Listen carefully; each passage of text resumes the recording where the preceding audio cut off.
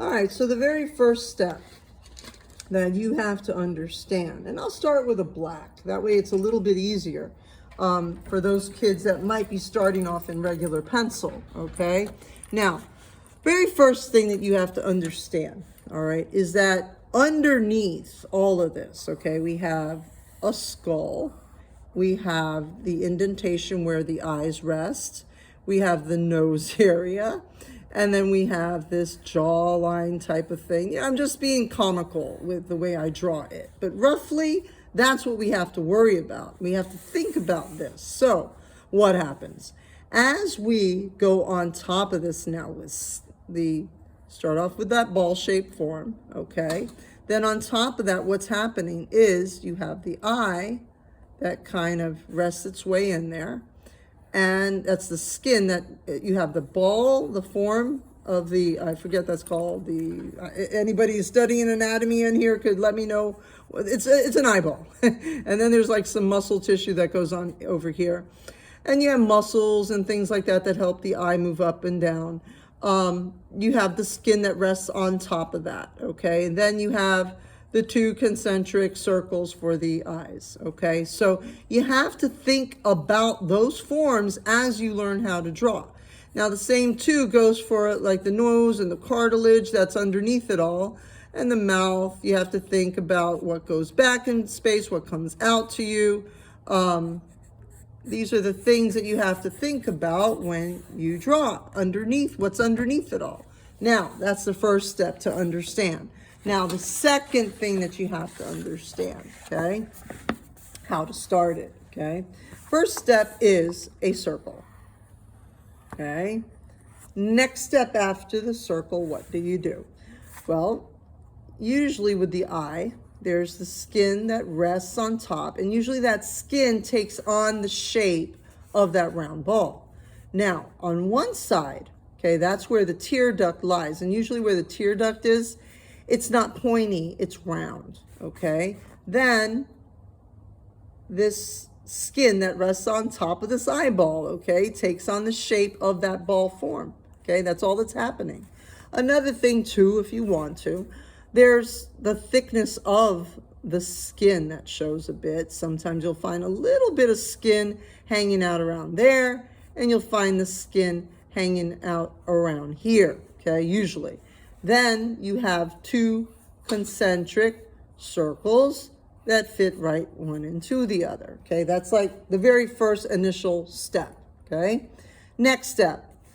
You start thinking about what is going back in space and what is coming towards you. So things that go back in space get dark, okay?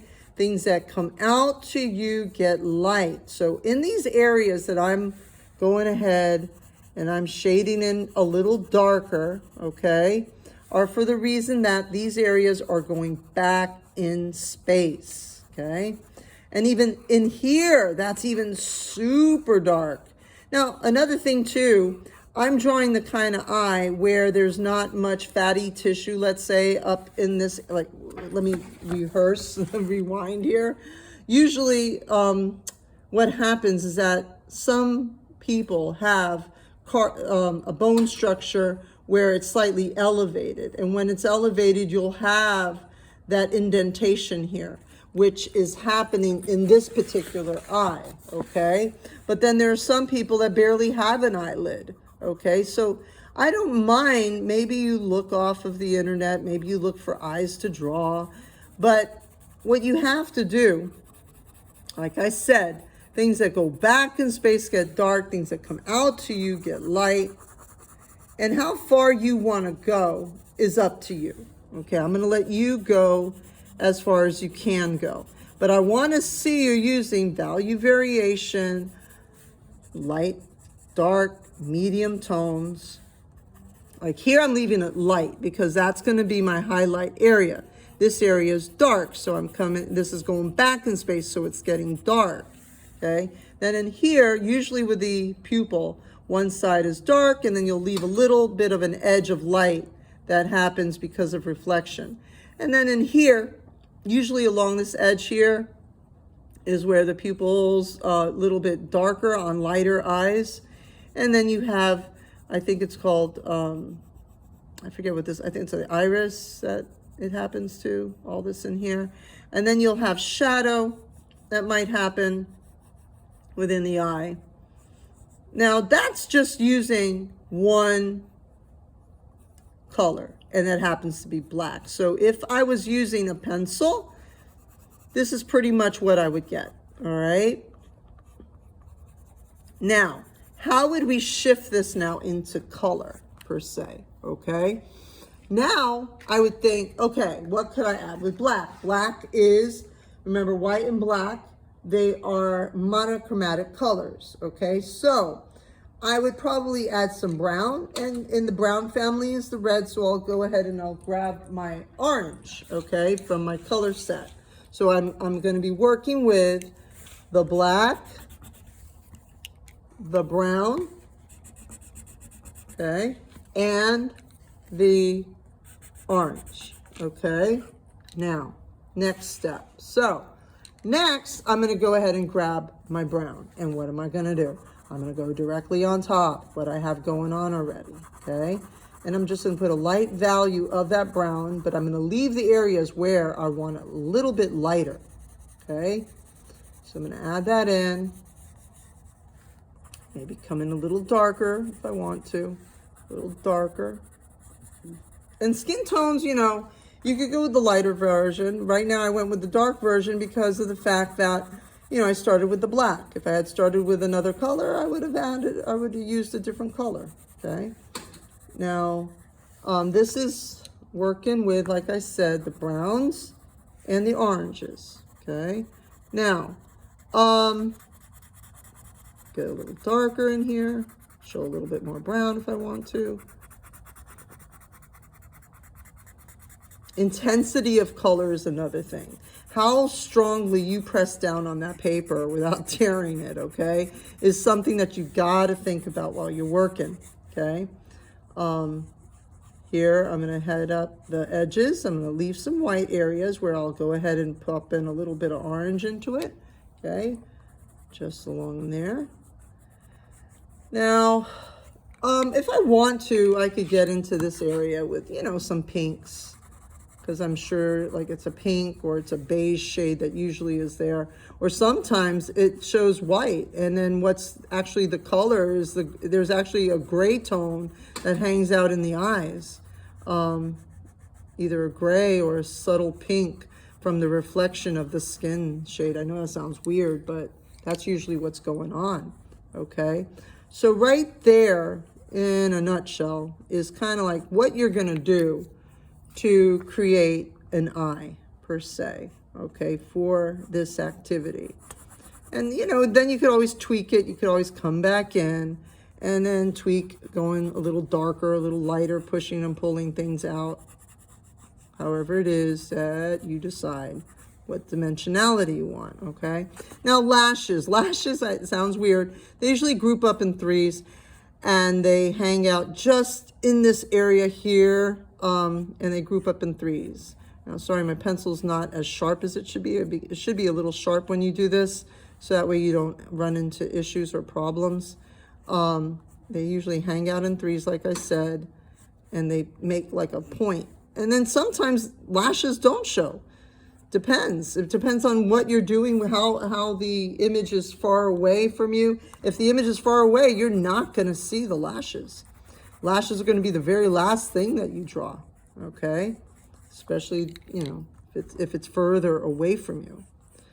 All right, so does that make sense, what I just did with the eye per se? Any questions on that? Questions? Okay, now the nose, okay, basic forms. Oh wait, let me do one more thing.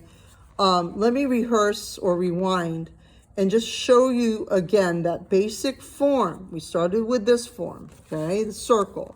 Then on top of that circle, the skin, rounded on one side, pointed on the other, okay? And then you've got two concentric circles.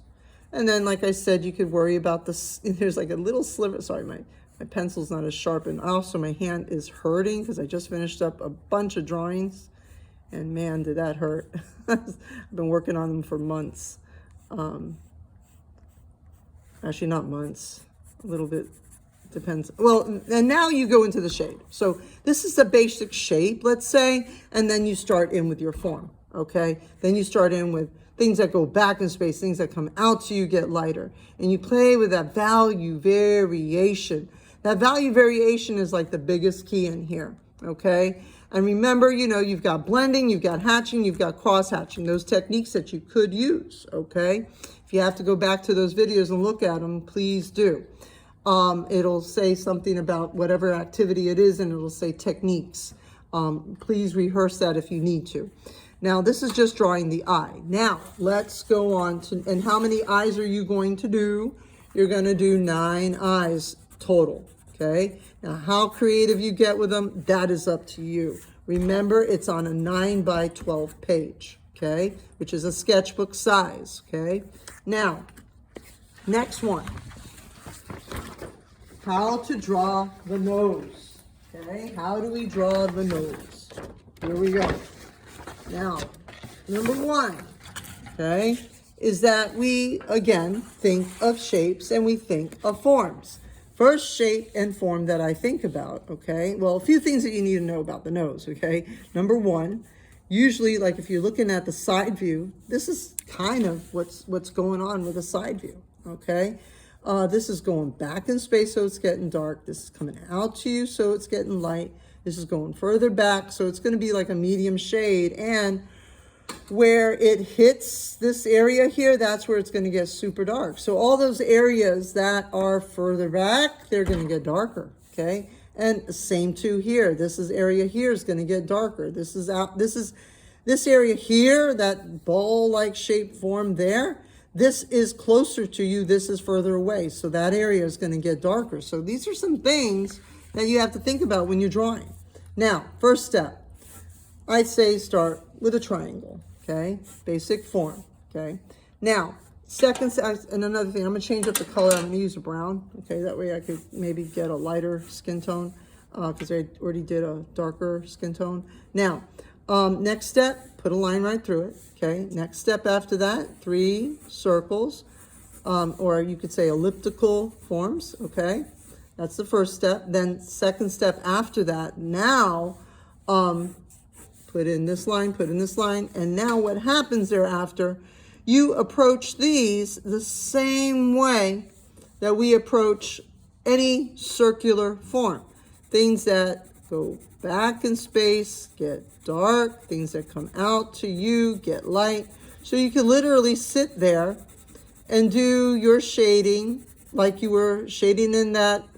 If we go back to that lighting thing that we did with the effects of light, the highlight, the shadow, the cast shadow, okay, let's go back into that, what we talked about, and that's what you're putting into this, okay? Maybe a little reflective light.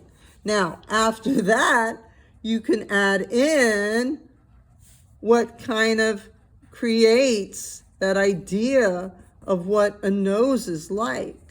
Okay, so, and then areas back here get dark. So this area here is going to be subtly darker.